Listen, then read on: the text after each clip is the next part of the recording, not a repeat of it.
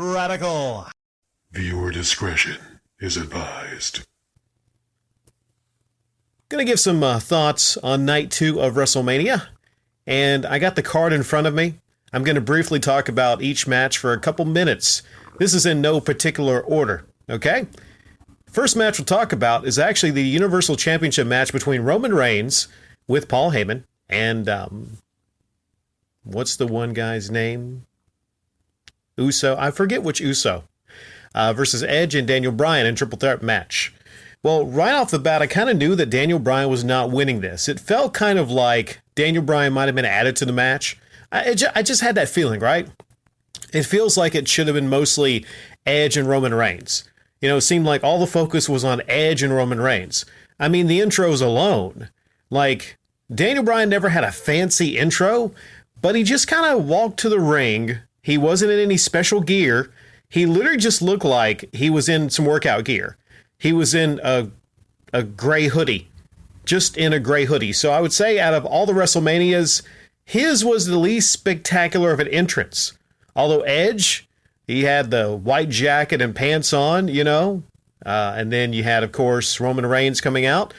I don't follow the product regularly, so I don't know if he has, like, if that's his look or his entrance all the time. But yeah, that stuck out to me right away. I said, no way Daniel Bryan's winning this match.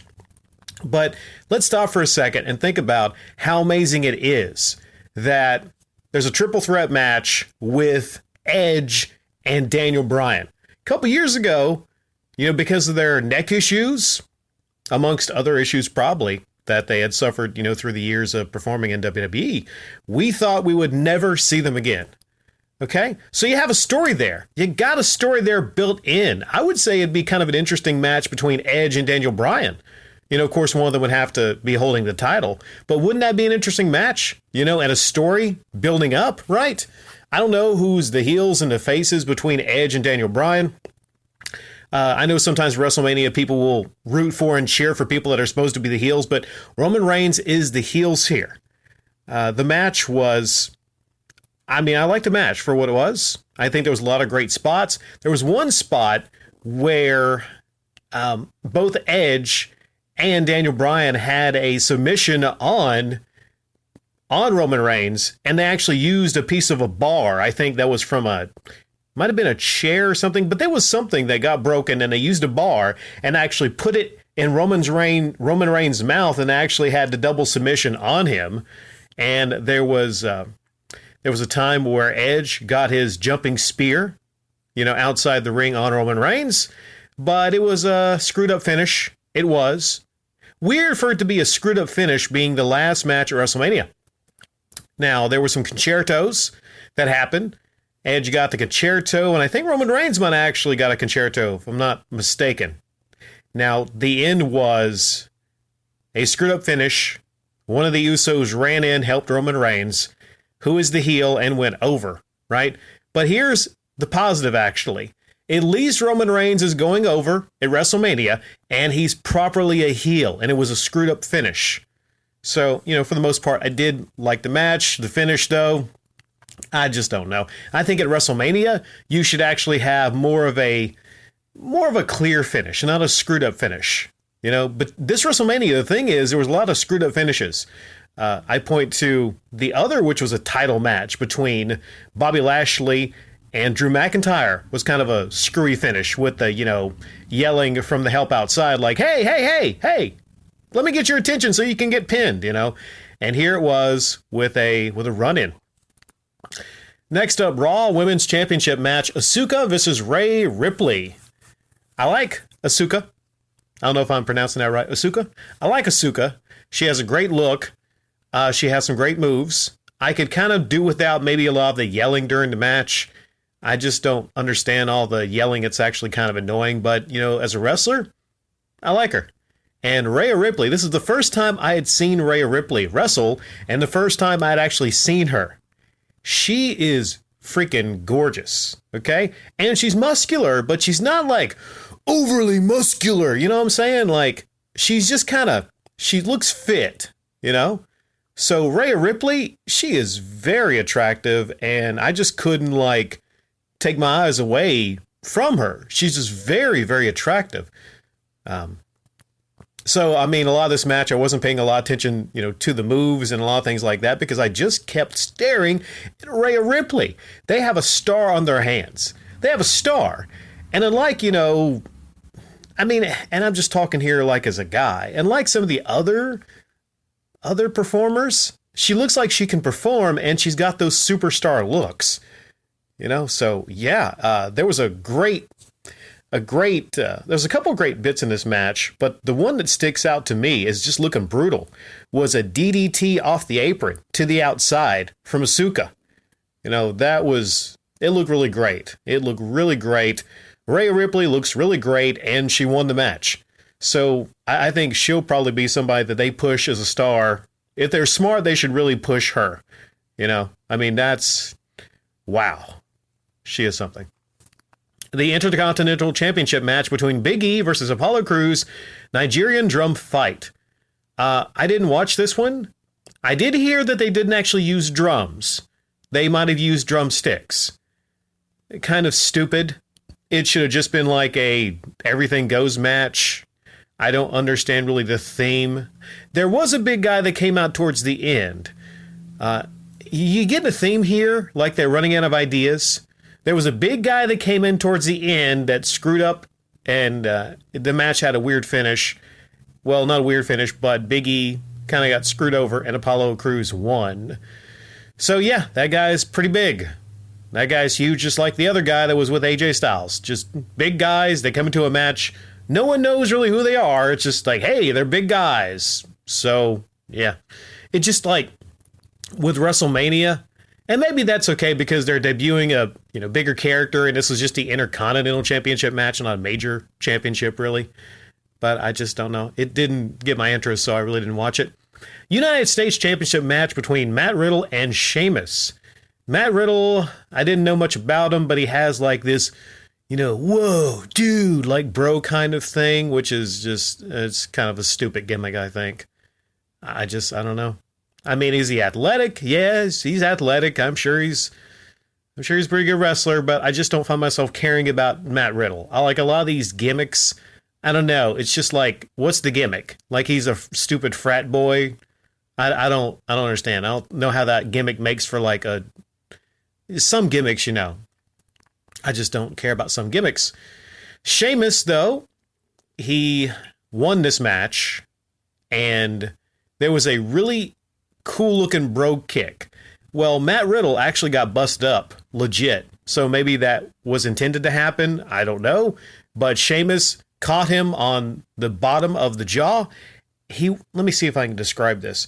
Matt Riddle was going to do, I think, a moonsault off the second rope, jump back, and then Sheamus just nailed him with a brogue kick. But I think maybe it meant to go to the chest, but maybe he caught him under the chin. Hey, if that was unscripted and it wasn't, I don't know. Like, how do you script somebody getting busted open in that certain fashion? I'm not sure. But a really awesome finish to that. But I was kind of just really not mostly paying attention to the match. I didn't really honestly care that much. Women's Tag Team Championship match. Nia Jax, and Shayna Baszler with Reginald versus Night 1 Tag Team Champion Turmoil winners, which turned out to be, I can't remember who it was. I just didn't care. I didn't care about this one. So, yeah. If you have any thoughts on this match, leave it in the comment section down below, but I just didn't watch it. I didn't care. I don't even know who won. Kevin Owens versus Sami Zayn with Logan Paul.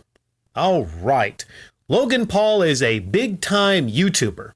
Big-time YouTuber. So, of course, he fits at WrestleMania. Just like Bad Bunny, of course. You see, they fit. But in the case of Bad Bunny, a lot of people actually have heard of Bad Bunny, though.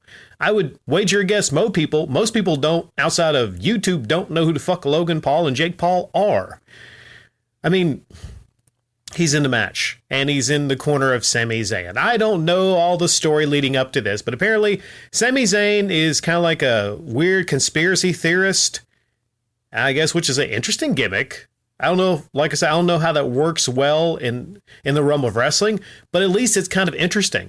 And he plays a weirdo kind of well, I will say. So Logan Paul comes out.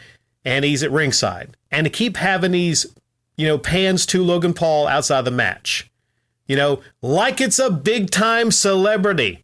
Like anyone in that arena actually gave a shit about Logan Paul fucking being there. And the announcer was like, oh, I don't know how Logan Paul will feel about this. Who the fuck cares about what Logan Paul feels about it? We're talking WWE, okay? That's the thing about these guest stars on WWE. At least let it make sense. In the 90s, Lawrence Taylor, football star, right? And I think they had that one guy, Pat McAfee, which might be a football analyst, maybe used to be a player. I don't know much about Pat McAfee. Maybe boxers, maybe MMA fighters. Hey, Floyd Money Mayweather, in the Big Show, stuff like that. When he punched the Big Show, right? Angles with actual sports stars. That kind of makes sense. Logan Paul does not fucking make any sense at a WrestleMania. And someone mentioned also Snooki, right? They left a comment, when I checked out was when Snooki was at a WrestleMania. Let's let it make sense, or don't let it be part of, big angles and blood feuds, Kevin Owens and Sami Zayn. Or are they trying to say okay, this is not going to be an interesting match. People are not interested. So we got to bring in Logan Paul. Only thing is, people were just booing Logan Paul. Maybe the thought is maybe they'll get people to boo Logan Paul. So towards the end, there was Kevin Owens doing his impersonation of Austin 316 and giving him the stunner, right? The stunner. Is that what he calls it? The stunner? Does he just call it the stunner? I don't understand. Why can't you just call it something?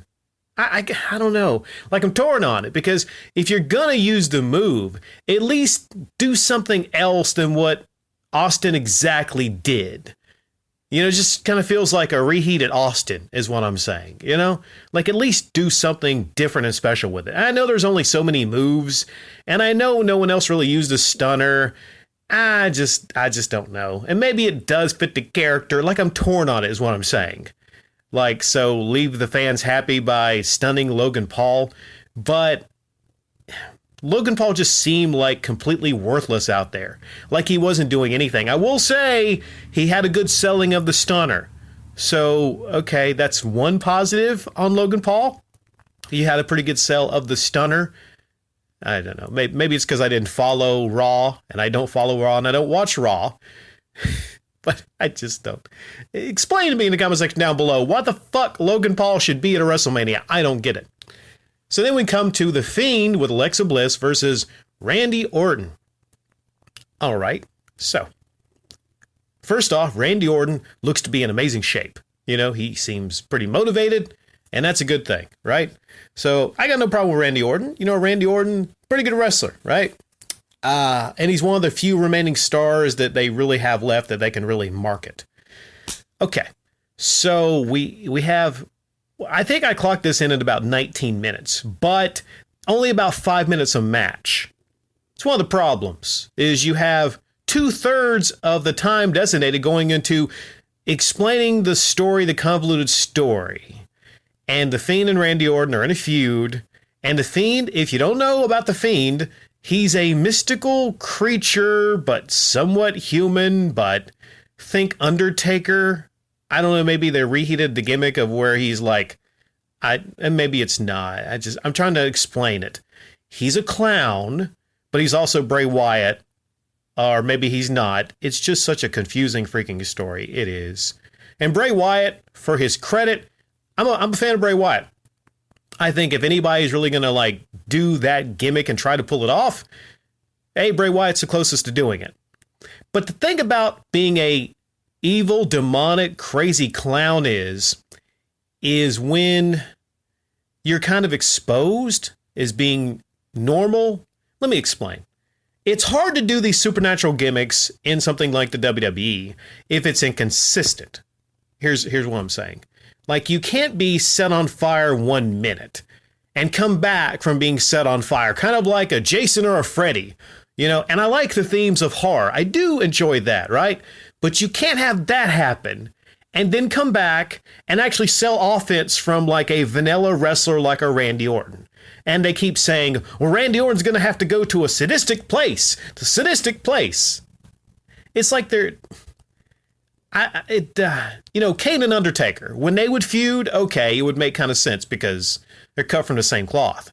And Undertaker would have like squash matches.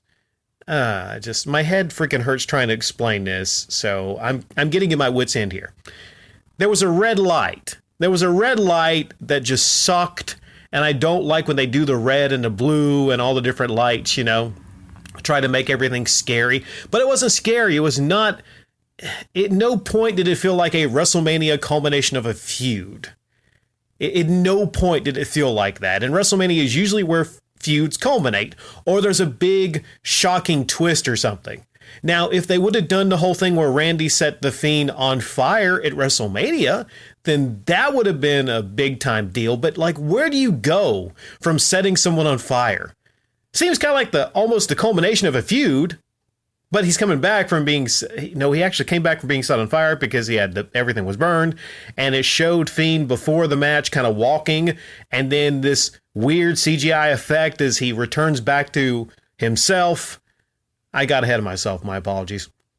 There's a big Jack in the Box at ringside. And then they just tease it for a while. Alexa just slowly does the Jack in the Box. Like we all don't know what's inside the Jack in the Box.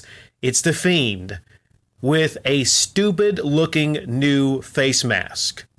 You go from that really awesome, burned-looking face mask, looking like something out of a horror movie, to this new face mask with a big old schnauzer. He got a giant nose on the new face mask. It looks stupid. They need to get rid of it and actually do the other face mask. And it was kind of cool towards the end where he jumped off the Jack in the Box and, gave a clothesline to Randy Orton. Like I said, if anybody's going to actually do this part and play this part, Bray Wyatt is the person to try to attempt to do it. During the match, Randy Orton, he's not selling a lot of the offense. He tries to stomp on his hands. Okay, stomping on his hands, and he's giving him these DDTs. And he tries to back body drop him on the announce table. It was a short match. There's really not a lot to talk about. Tries to back body drop him on the announce table, and he comes right back. A couple times he gets the mandible claw, but then he breaks it up. And at the end, Fiend is about to give the Sister Abigail. And like, would make sense from a story standpoint. Okay, he beats Randy Orton. The guy set him on fire, right? And he came back from being set on fire, and then he beats Randy Orton, and maybe the feud is over, and then Fiend moves on to someone else. But what happens is fire erupts from ringside. And then you see Alexa Bliss coming up through the Jack in the Box, and she's dressed different. She's wearing black, and she has a crown with black ooze coming down. Black ooze is coming down off the crown. It's just spraying out. It's overdone and hilarious how it's done because it's not just a little. It's just like spraying out of there. It's spraying out. She's getting that shower in the black oil, and she just looks at the Fiend, and he's shocked. What? Black ooze? What's going on with the black ooze? And then Randy Orton, RKO, 1, 2, 3. Gets the win on the Fiend, right? This mystical creature, really hard to beat. Goldberg beat him, though. So Goldberg did. I guess Randy Orton and Goldberg, but I guess you could use the argument that he was weakened when he saw Alexa, and maybe that's Sister Abigail. I don't know the full story. The problem here is, if you have these angles, and people need a roadmap and to know the whole story on your major angles, then it's probably not that good. You could have the story on the sideline, but at the core of it, you need to have the story just be told really in the ring. At least I'm happy they didn't bring out the freaking puppets. Oh my, I got to go back to the puppets and everything. There's a fine line between like a scary, evil clown. A scary, evil clown, but you know what? It just seems more like, the Fiend is actually just a clown. When you think about it. I mean, really think about it here. So the Fiend is going to beat Randy Orton, but then sees a little girl, coming out of a Jack in the Box with ooze squirting out, and then he is just so shocked The guy was set on fire, for fuck's sake. Comes back from being set on fire, but just, he's so shocked at this ooze. Yeah. Like night one, I just was not really impressed with most of this. Most of this was an absolute waste of time. And this is WrestleMania here. This is WrestleMania. This should be the place where you have these huge culminations, the end of feuds, or the beginning of other feuds. You know, big moments, big WrestleMania moments. I didn't see a lot of WrestleMania moments. I just didn't. Might be the worst WrestleMania I've ever actually seen. And the fact it's on 2 nights, making people watch this 2 nights, you know, the Nigerian drum fight, Matt Riddle and Sheamus. I don't understand when I'm looking at this card why I should care about a lot of this. And this is, of course, from somebody that maybe was a former fan of WWE. But if the idea is you're going to bring me in and sell me on this new product, then you got to have top tier push stars, my friend. Or if not even stars, you got to have people that, I don't know, have this thing called maybe charisma, right? You know, in days past, even on the mid-card in WWE, some of those mid-carders would be beyond the main eventers nowadays. And it's not that there's not a lot of great wrestlers now as there were back then. It all goes around how you're pushing this talent and the stories that you tell around this talent. Hell, take out the stories. WWE just needs to relearn and rewatch what it used to do years ago in pushing people and making people feel interested and getting motivated to actually follow the product.